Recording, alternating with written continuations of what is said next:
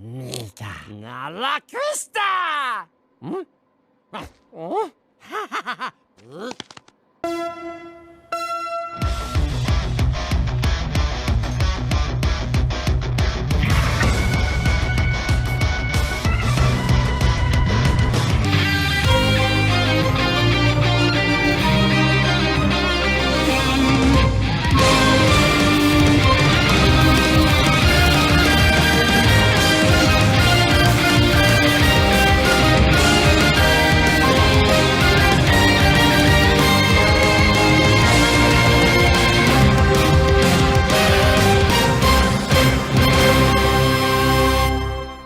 Well, the Boonboomgers have a furry on their team now. Okay, so I know everybody that already talked about this episode are pretty much going to jump ahead and talk about the entire Gemba situation, but to be completely honest how much I liked it, there is something that I loved even more, and that is the entire conversation between Naito and Ichiro, the director of the ISA. Well, we did discover who is the person that leaked the information to where Kenenborg is actually hiding at. Not only that, that person in direct line of communication with the Shirians. Which person is it? Oh boy, this is going to be a fucking, I don't know, big old mystery. It's Ichiro. It is kind of interesting the way that at least it is presented right now, which their entire partnership, it's pretty much the ISA using the Hashirians to gain enough information to pretty much have a line of defense against the gang from actually attacking the planet. How much, for fuck's sake, they attack the planet way too much, to be completely honest. They have literally a third party most of the time defending them. But you probably ask, why Naito is in this entire situation? Well, how much they didn't really like Kenenborg, he did brought them one thing good, and that is the Boonboomger killer robot. Which, hey, I'm happy that it's back. I am kind of interested because Ichiro did say that, oh, the Boonboomger killer robot is our line of defense against the Hashirians, but it is clearly presented as, oh yeah, if the Boonboomgers are going out of line, we're just going to use those robots to pretty much defeat them. Which, with this episode, it doesn't look that great for the tire people. Well, Genba is a fucking cat boy. I don't know how to start it. He's just a cat boy. Well, he's a cat alien? Yeah, I think this is the best way to pretty much explain it, because for fuck's sake, how the fuck you want me to enter into this entire conversation without just trying to make a mockery out of it? But yeah, he's an alien from the planet, if I'm correct, it's supposed to be Bukeri, which was once the lead and delivery planet, which means there are a bunch of DHL agents. It is kind of funny. It's better than USPS. And Genba, it's not even his real name. To be completely honest, it's half of it is his real name. He's Gembard Delivery II. His last name is Delivery. And the second part is pretty much almost an anointed title to the next person that's going to be the boss of the planet. But if you are a good you can see the situation very well and you understand what's going on right now. Yeah, you kind of understand that Genba is on Earth, while also when he saw Death Race, I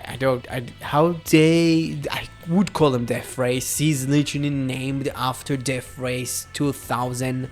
When he saw Death Race, he wasn't that, happy to see him. You may say he even got really fucking pissy. Yeah, like, come on. It clearly is, like, blatant as shit. Marketing major, Death Race, yes, that's kind of half of his thing, at least, outside of rebuilding shit, pretty much captured the planet. And Genba escaped to Earth. I really like this being the big reveal for Genba's character. Yeah, how much it does slightly feel like a cop out. It's like, oh, this mysterious dude is an alien. But I don't know, it weirdly works for me. It gave us this this grander scope for the universe. How much, to be completely honest, when Sakito heard where he's from and his real name, he even said like the way you were dressed, like I thought you're from this planet. It's like, brother, when you saw him, you even didn't give him a weird side eye of like, what the fuck are you doing here? Like, I understand he didn't know he was going to be the young boss of the planet, but you didn't even give him a side eye, bruv. So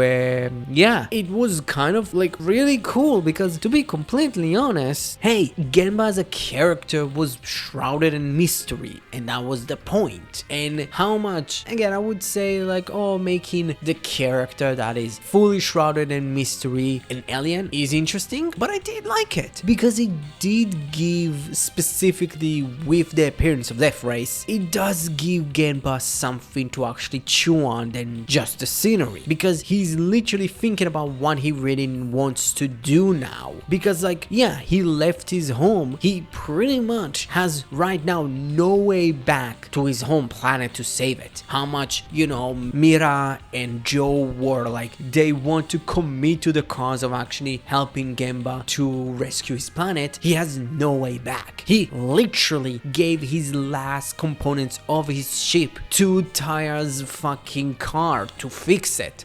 That moment, that flashback was really cool, and it actually did show why Genba is eating the lollipops. But that was kind of interesting because he's kind of like thinking, it's like, should I do it with them? Should they help me? I love that he was in this dilemma and he wasn't straight off the bat saying no and straight off the bat saying yes. He needed to think about that. I love the detail of him after the Auto Monster pretty much started wrecking shit. He came in, started fighting, and pretty much got an epiphany and decided not to continue with the fight and kind of watch them from afar. We don't know if he got into the mech, but I think it's pretty fucking obvious that he didn't, and he pretty much decides to leave. Like, the idea of pretty much a core member of the team leaving it, but giving like an honest answer, like literally telling the team, it's like, hey, I'm on a mission of revenge, I love you, but I don't want to see you die because of my mission of revenge. And he wants to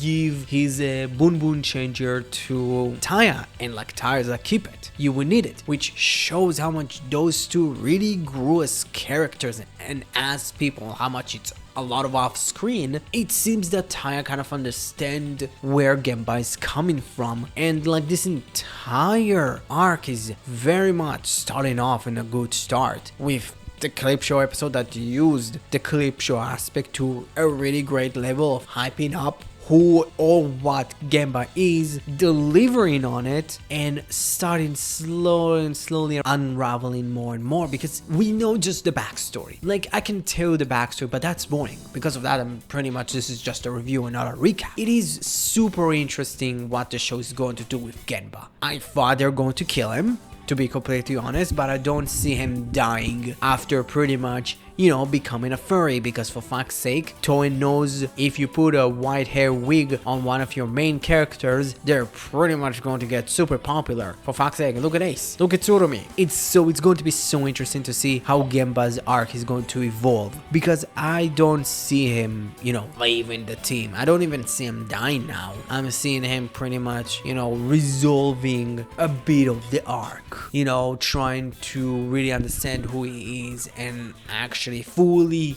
defeating Death Race, but, you know, understanding that, hey, revenge isn't the path to take. Revenge will not save your planet. What would save your planet is taking down the Hashirians. I think that's the way that this arc is going to go, probably. And for Death Race, he's genuinely fun. He's genuinely like a funny character that is genuinely intimidating. And it seems that he's not going to be the only commanding officer of the Hashirians to be now on the side of Ishita, Karyaru, and I forget how he called the dude. Madrex's dog is still alive, so it means that pretty much there is a way for Death Race to actually revive Madrex, which would be cool. yeah, like overall, this episode was fun. I really enjoyed it. This one gets an A. So, what you thought about Boonboomger episode number 27? Comment below, let me know. Thank you very much for watching the video. If you liked it, please press that like button. If you haven't subscribed yet, please help that subscribe button become a subscribed button. Don't forget, you're the only one that can prevent forest fires. Thank you very much and have a great rest of the day. Bye bye.